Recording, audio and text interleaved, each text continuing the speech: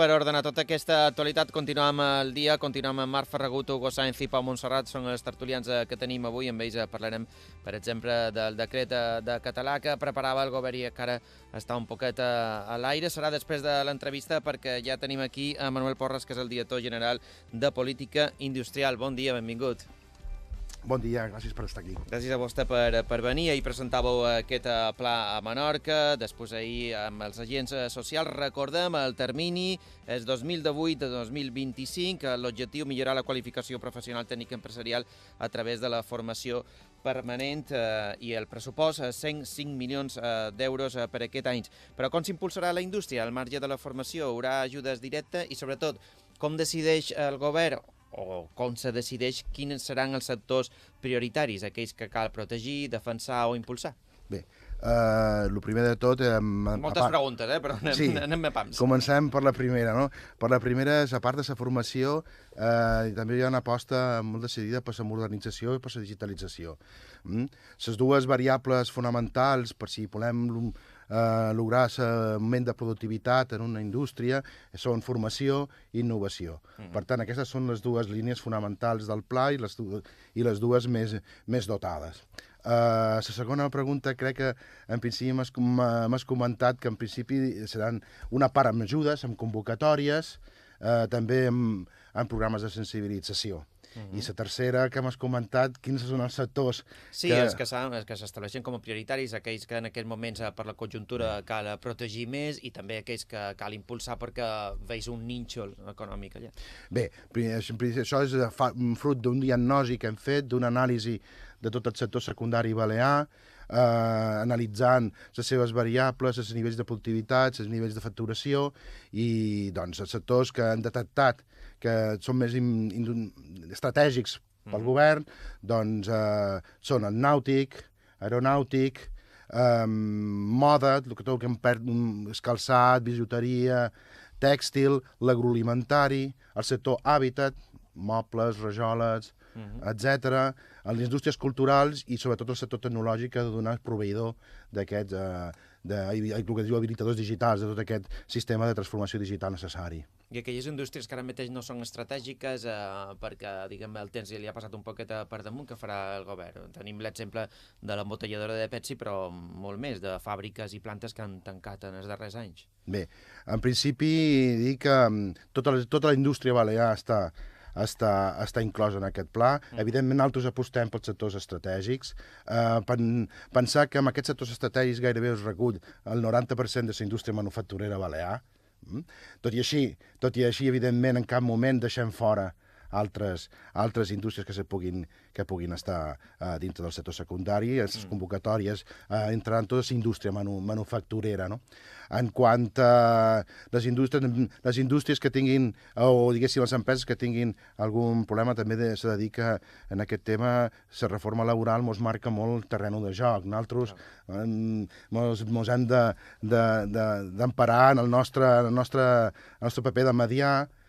I, bueno, doncs, evidentment, dins del pla també hi ha una part que està dedicada a la reestructuració d'empreses en dificultats i bé, doncs, i aquest pla també d'alguna manera intentarà ajudar a que se desenvolupi d'una manera correcta tot el sector industrial. Per exemple, a Menorca està la indústria de la bijuteria, el calçat, l'alimentària també en part, que cal protegir i impulsar segurament. A Mallorca, per ventura n'hi ha més. El cas d'Eivissa podria ser especialment preocupant, atès que allà la indústria és testimonial, pràcticament.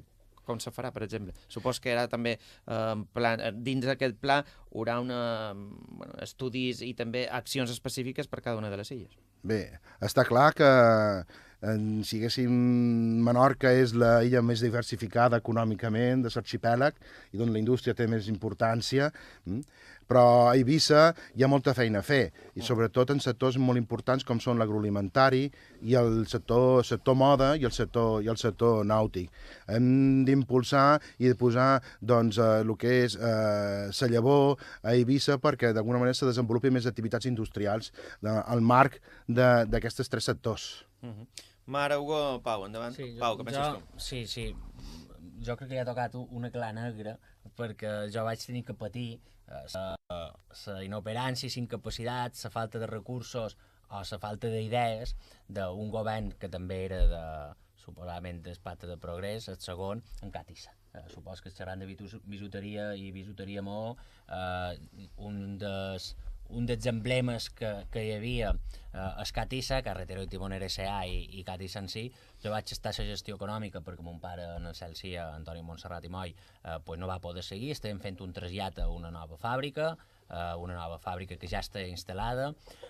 Van començar a patir els problemes de la crisi i això va agravar, però el que va matar Catissa va ser Hisenda i Seguretat Social. Hisenda i Seguretat Social, Catissa tenia un deute brutal que se devia sobretot a un intent de fer tancar aquesta empresa per part d'un dels gestors que eren drudis. Per tant, no va ser causa dels treballadors, sinó que va ser causa dels gestors que hi havia en aquell moments.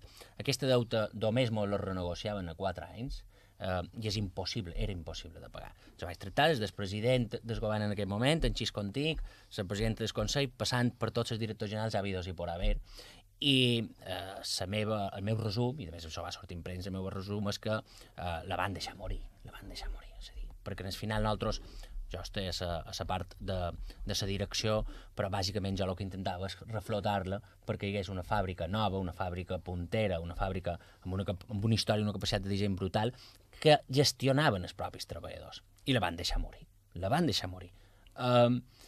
la meva pregunta, que evidentment no era responsabilitat seva i per tant això és una història, però la meva pregunta és, perquè ho conec, la nostra política industrial ha estat fer molt de manuals, fer molt d'estudis que després no han servit absolutament per res, perquè al final jo que necessito, quan tinc una deuta, decidir, escolta, vostè se mà o no se mà? Si vostè s'ha de morir perquè el govern balear no té absolutament cap interès en que Catissa s'haguesqui, el deixi morir. Digui-m'ho, no em faig tenir 50 reunions absurdes, perquè al final se morirà, perquè si no és capaç de donar-me una solució, de poder pagar a 20 o 30 anys una deuta de seguretat social i hisenda, si això no ho pot fer i jo estic a punt de morir, pues no me doni, deixi'm morir. A Menorca, pens que se necessitava molta valentia i també se necessitava molta d'homes perquè la indústria bijutera, que Catissa quan mor ja no, totes aquestes fàbriques, tot aquest know-how, tot i que alguns dels treballadors van muntar petites empreses, per sort, ja no torna mai, perquè el cost de tornar a muntar això és tan alt que desapareix. I Hisenda i Seguretat Social no cobren, és a dir, no van cobrar, és a dir, deixar matar una indústria per cobrar Hisenda i Seguretat Social al final. Jo li he dit això, tot això que era la Gla Negra. Que era el preàmbul. Sí. Quina part realment d'aquests 100 milions, quina part se pot concentrar la vostra direcció general per fer alguna cosa? Sí, si em permets, primer, en el cas específic que m'ha comentat del sector bijuter, dir que aquest pla industrial no només és un pla que ha estat consensuat amb tots els agents socials i econòmics, hem fet molta feina durant 2 anys i un d'aquests agents socials ha estat Sebime, que és la patronal bisutera menorquina, no? I la meva opinió respecte del que vostè està dient és que, hi ha altres maneres per a les empreses també se les pot ajudar i també d'alguna manera potenciant-li el que és tota la seva capacitat d'ingrés. Per exemple, si les fem més productives, doncs donant-li la possibilitat de que tinguin nova maquinària, nous processos de gestió, introduir la digitalització. Això, evidentment, tot de part d'un finançament públic o privat, el que estem aconseguint és que la productivitat de l'empresa guanyi. Si la productivitat guanya, això vol dir, en principi, que produeixen més bé i produeixen en menys temps. La segona part de la derivada és després, per tornar-ho en facturació i per tornar-ho en ingrés, s'ha de vendre. Per tant, els hi hem d'ajudar a competir, a ser competitius. Una de les formes que es pot fer és mitjançant la internacionalització, que augmentin la quota de mercat exterior. Evidentment, si més produeixen, per facturar més han de vendre més, per tant hem d'obrir més camí a nivell de mercat d'internacionalització. Això els hi pot reportar un augment de facturació i un augment d'ingrés. És que la meva visió de l'empresari industrial i el que he conegut aquests 2 anys és que són persones que tenen una visió de futur i que tenen una aposta i estan pensant sempre en com pot fer com poden fer créixer la seva indústria. No? I sempre és pensar en positiu. En el cas del sector bijuter, si me permet, especialment, sí que és cert que ha passat va passar una bona època que els hi va posar a nivell europeu i després, doncs, malauradament, va caure i realment ho ha passat magre, no? Si ara vostè xerrés amb els representants de Sevilla, estan veient que s'estan reviscolant perquè ara estan duent una altra estratègia de fabricació additiva, ja no produeixen tant producte final, sinó que produeixen un producte intermedi. Hi ha moltes empreses d'Espanya i de l'exterior que porten a fer banys d'or a Menorca, amb el teixit de Mo i el castell, i bé, doncs estan intentant fer un esforç en aquest concret del sector bijuter per internacionalitzar, per aconseguir més mercat, i les perspectives que tenen és de lluita i són positives. Sí, però jo tinc... això, diguéssim, excepcional. És a dir, això són mesures de futur que, a més, jo també les sentia a l'època de Catissa i em sembla molt bé, sobretot si hi ha dos Bs, lo important, que hi hagi dos Bs i que s'apliquin de forma transparent i adequada. Però si nosaltres tinguéssim una fàbrica gran, una fàbrica moderna, una fàbrica puntera, si no l'haguéssim matada, ara, aquest esforç que li toca a vostè fer d'intentar reactivar la bijuteria, vostè diu, no, és que ara feim coses per la península, és que abans nosaltres fèiem, abans Maó, abans Menorca feia coses, li feien la part intermitja, però la part intermitja no és de valor afegit, el valor afegit, com vostè ja sap perfectament, és el disseny se venta, perquè quan un ja comença a fer els intermitjos, escolti, no sé jo si això és la millor manera, però si deixam matar les grosses, la bijuteria petita, ho tindrà, estic segur que reflotarà i estic segur que a més florirà perquè a Menorca tenen grans bijuters i grans empresaris i grans treballadors, però les polítiques industrials s'han de fer molt llarg plaç, i hi ha d'haver molt de dobles en el principi, per exemple. Anem a intentar concretar les preguntes, Pau. Sí, no, ya está, sí me ha contestado además. No, perfecto, venga.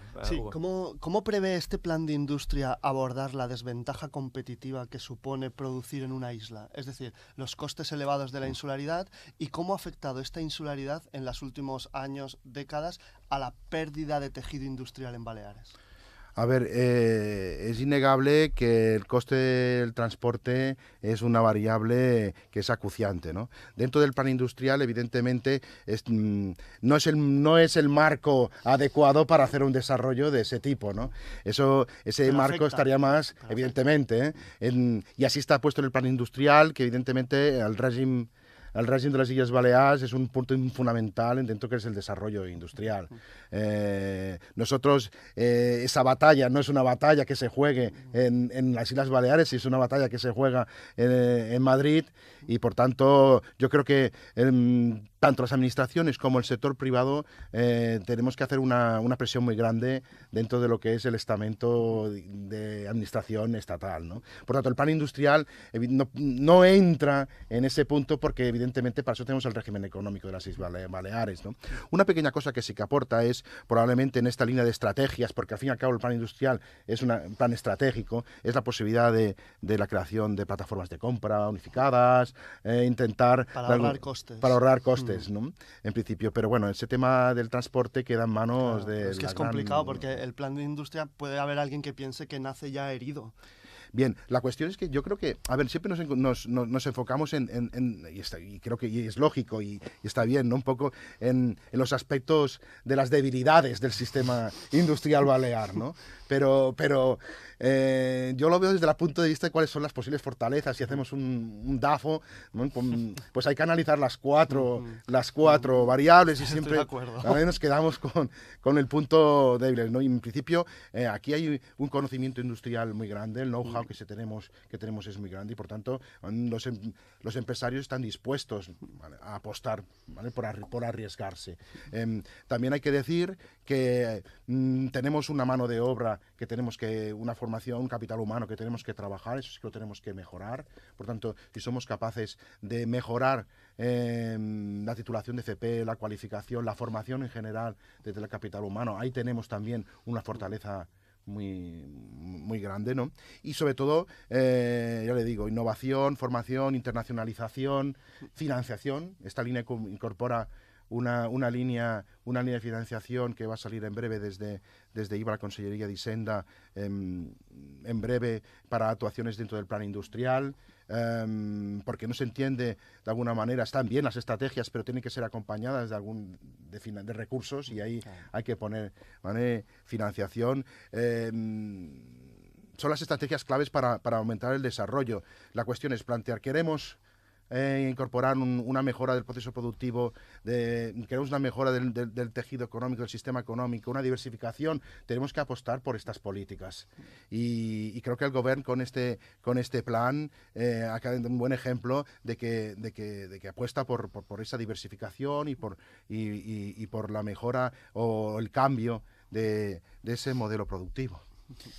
Sí, jo volia demanar, també és una feblesa, me sap greu, però també és un punto dèbil de l'anàlisi d'AFO, però s'ha xerrat de sector tecnològic també com un sector estratègic, i hi ha empreses d'aquest sector que ja estan fent feina aquí que es queixen de que no tenen gent, que no troben gent qualificada, i l'Escola Politècnica Superior ho diu, que fan falta enginyers, fan falta de tot, perquè les empreses se los quitan de las manos, literalment. No sé si en aquest pla es contemplen mesures en aquest sentit, perquè tu pots fer molt de plans, però si les empreses no troben gent per contractar, se n'aniran. Estic completament d'acord. Per això, diguéssim, la partida pressupostària més gran del pla està en formació.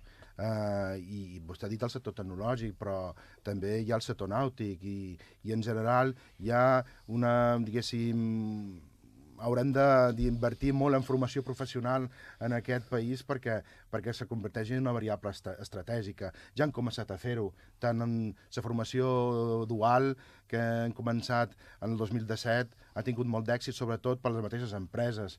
Molts d'aquests alumnes de formació professional que han entrat en aquest sistema se quedaran i començaran a fer feina amb les empreses amb les quals han intervingut. Formació per desocupats, formació per ocupats.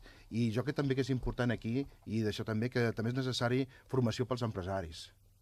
Crec que també una aposta per millorar la qualificació de l'empresari balear també és necessari. Per tant, la formació és molt important en el pla i en el desenvolupament del sector industrial. Han posat l'èmfasi des de principis de la legislatura pràcticament en l'impuls d'aquest sector nàutic, que hi ha una línia, una corrent crítica, sobretot per part del moviment ecologista, que diu que finalment impulsar aquest sector és donar més canxa, més terreny per córrer al turisme, perquè està íntimament lligat. Bé, la meva opinió sobre això, que és personal, evidentment no hi ha cap decisió estratègica que no tingui els seus pros i els seus contres. Ho dic per allò de diversificar l'economia, també. Evidentment, el sector nàutic, el sector industrial nàutic, que estem parlant de construcció, reparació i manteniment d'embarcacions, és un sector que, en totes les anàlisis que estem fent, és el sector amb més productivitat en els darrers anys. Per tant, és un sector que pot aportar no només un creixement de l'activitat econòmica, sinó també un creixement de l'ocupació, i una ocupació que pot ser qualificada.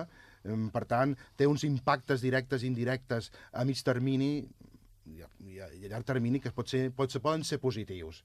Evidentment, pot haver-hi algunes variables que no siguin tan positives, però evidentment s'han de negociar, s'han d'observar, i jo soc conscient que el sector industrial nàutic és el primer interessat en que el medi ambient i balear se conservi, perquè al cap i a la fi és una matèria primera per a ells. Per tant, jo crec que tots plegats, amb acord i amb consens, podem tirar endavant. Parlàveu també del sector cultural.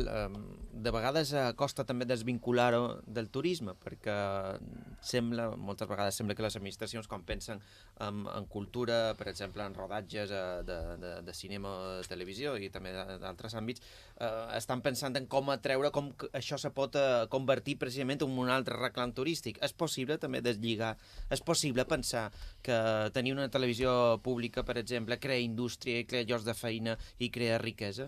És possible pensar que tenir un múscul potent en les arts creatives, per exemple, també crea indústria i riquesa? Per suposat. De fet, Sense pensar en el turisme a la vegada. No, evidentment, no podem negar la importància, al contrari, hem de de potenciar tota, diguéssim, la nostra principal activitat econòmica, que és el turisme, no? Però a part d'això, hi ha altres, per exemple, la Unió Europea, tots els temes de la cultura i del coneixement, el que es diu l'economia taronja, és un dels indústries emergents o sectors emergents del futur i pel qual s'ha d'apostar. En el cas nosaltres estem considerant les indústries culturals, que estem parlant més de produccions audiovisuals, art gràfiques, arts escèniques, doncs aquí també ens hem de posar si han de ser competitius i, per tant, han de competir a l'exterior, no? I aquí també s'ha de fer una aposta per la innovació i també una aposta per la formació. El pla, en principi, evidentment que recull uns sectors industrials estratègics, però és un pla, diguéssim, bastant transversal, perquè creiem que totes les receptes d'innovació, formació, internacionalització, finançament, clusterització, són aplicables a tots els sectors. Per tant, el que hem de fer ara és davallar-ho a cada un dels sectors. Però sí, evidentment, les indústries culturals i el que és l'economia taronja és una de les apostes emergents pel futur. Hi ha qualque lligam entre aquest pla d'indústria, per exemple, l'Institut d'Indústries Culturals que el govern vol crear i, de fet, crearà al llarg d'aquest any? Sí, en aquest punt també m'agradaria dir que aquest pla té un marcat caràcter transversal dins del govern i col·laboren gairebé 6 conselleries. Solament un apunt. La de Cultura també. La de Cultura també. I, doncs, evidentment, el treball que estem fent des de la Direcció General de Cultura i de Política Industrial va camí de donar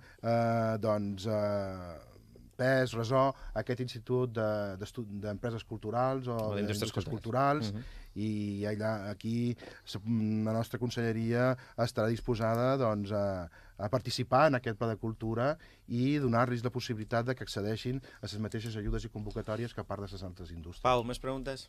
No. Yo tengo una más. Venga, Hugo. En los últimos años hemos vivido aquí en Baleares como empresas como Bimbo, Pepsi o Coca-Cola se han marchado precisamente por lo que comentábamos antes, por los costes. No, Pepsi encara no la podem surar. Bueno, no voy a intentar. Bueno, bien, sí, ya veremos, a ver qué pasa.